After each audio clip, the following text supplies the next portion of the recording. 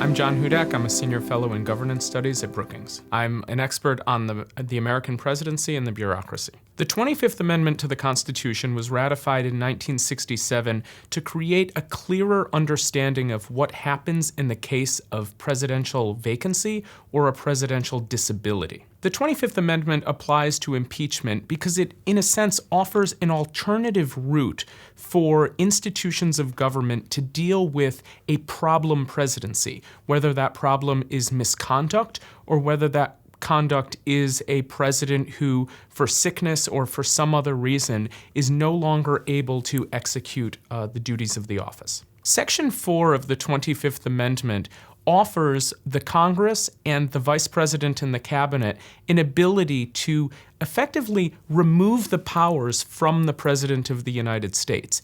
It's a complicated process to play out, but it's one that's meant to preserve both the integrity of the office as well as the continuity of government.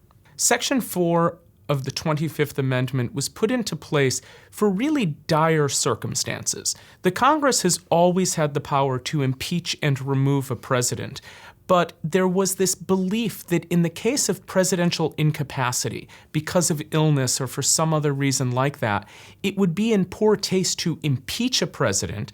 Impeachment is supposed to happen because of high crimes and misdemeanors, and it would leave a black mark on a presidency that in theory could be a perfectly functional presidency until illness strikes. The 25th Amendment is a pretty complicated process. It begins if the Vice President and a majority of the members of the cabinet notify the Congress that the president is no longer capable of performing his duties. At that moment, the power of the presidency is transferred from the president to the vice president, who then becomes acting president. From there, the president can convey to Congress that he is capable of performing his duties.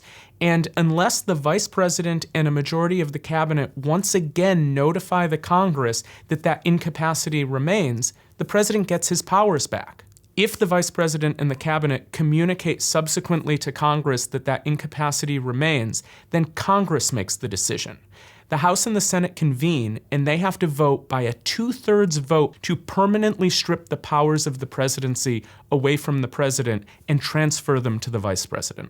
The 25th Amendment is a multi-part amendment to the Constitution. It has been invoked on multiple occasions.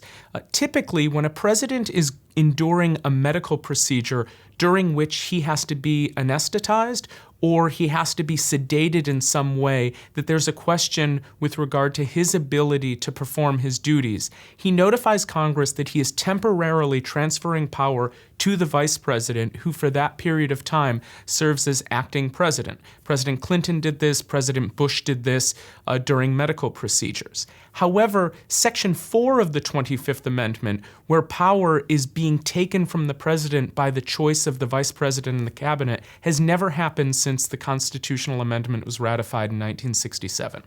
In the contemporary context, there's a bit of a misunderstanding about the power of the 25th Amendment and the reality of using it in practice.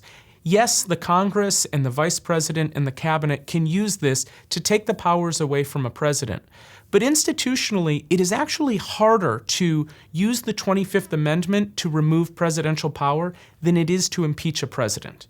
Impeachment requires a simple majority in the House and a 2/3 majority in the Senate to impeach and remove a president. Under the 25th Amendment, permanent removal of those powers requires a 2/3 vote in both houses. For that reason, Section 4 of the 25th Amendment is truly reserved for unique and dire circumstances facing the office of the President of the United States.